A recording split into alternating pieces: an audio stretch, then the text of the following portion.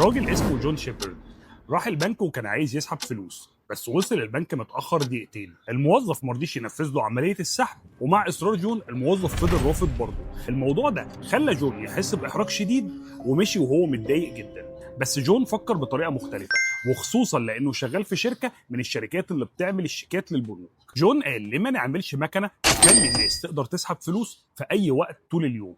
وسنة 1967 عمل أول مكنة ATM في التاريخ. بس في الوقت ده ما كانش فيه كروت، وكانت المكنه بتشتغل عن طريق شيكات بيحطها العميل في المكنه عليها ماده كيميائيه.